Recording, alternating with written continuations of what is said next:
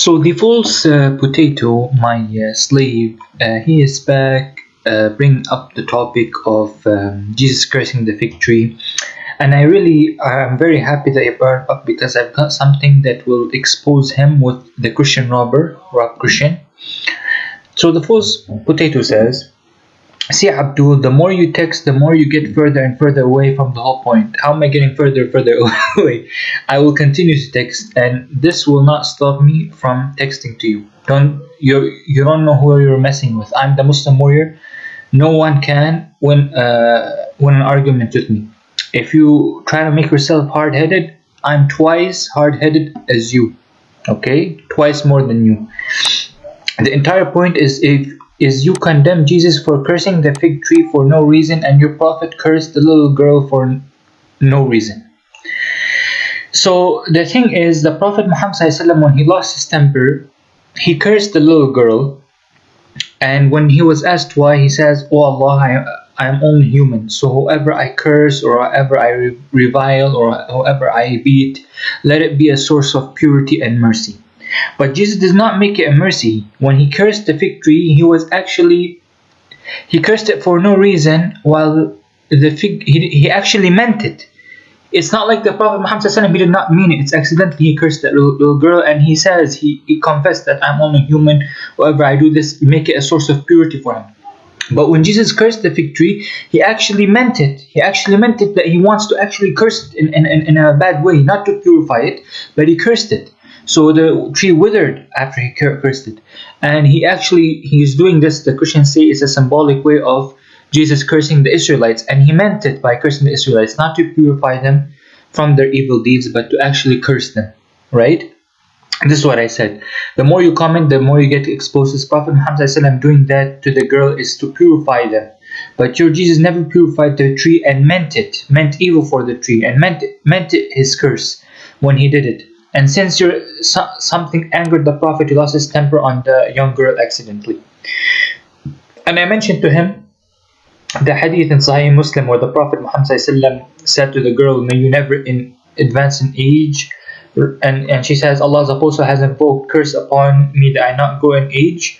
So the Prophet Muhammad ﷺ said, "I am only a human being, and I am pleased just as a human being is pleased, and I lose temper just as a human being loses temper.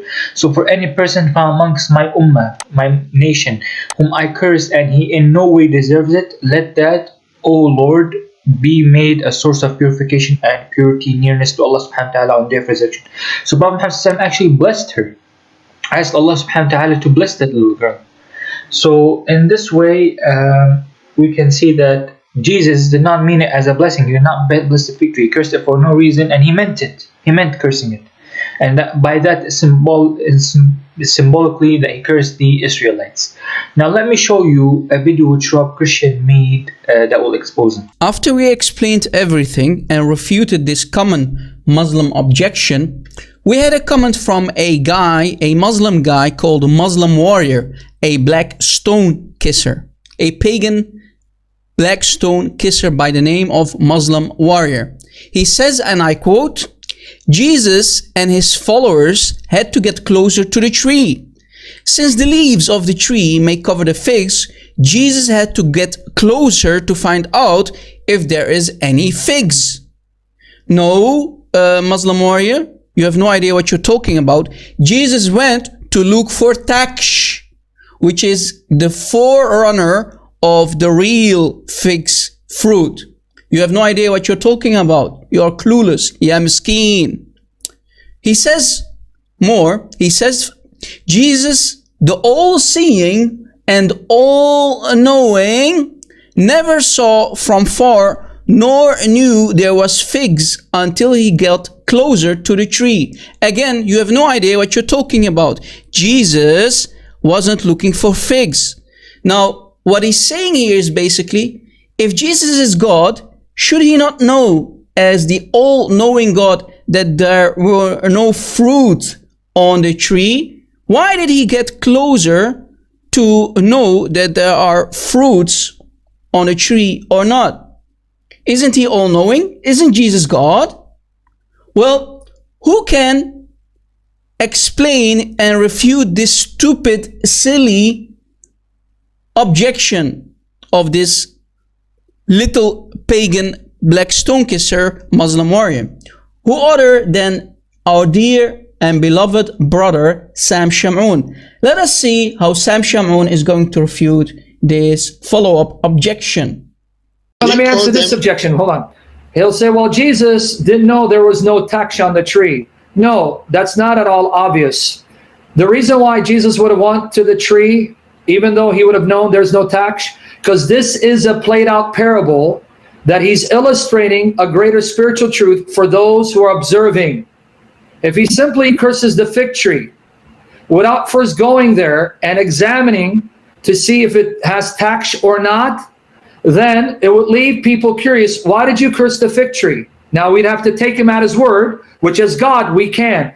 But by going to the tree and the presence of the disciples, so they could see and verify there's no tax, then they'll know that Jesus is fully justified to curse it, just like Jesus is fully justified to destroy the temple.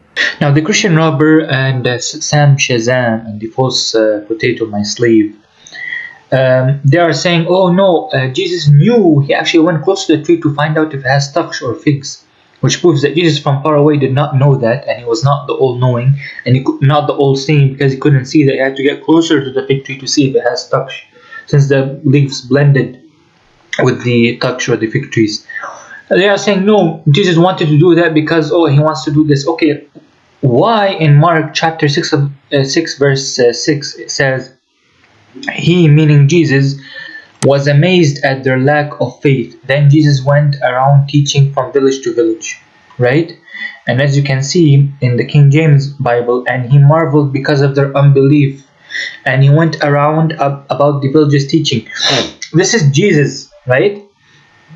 Jesus was amazed. So marveled, that it means he was amazed. So when you get amazed of something, you're surprised of their unbelief, meaning that before you did not know. So that means you got surprised of their unbelief. And as you can see, the definition of marveled: be filled with wonder or astonishment, be amazed, be filled with amazements, be astonished, be surprised, right? So why was Jesus surprised when he's the all-knowing? Why was he amazed? To be amazed at something, that means before you did not know that, but you were surprised to see their unbelief, right? So Jesus was amazed, right? So which proves that Jesus is not the all-knowing.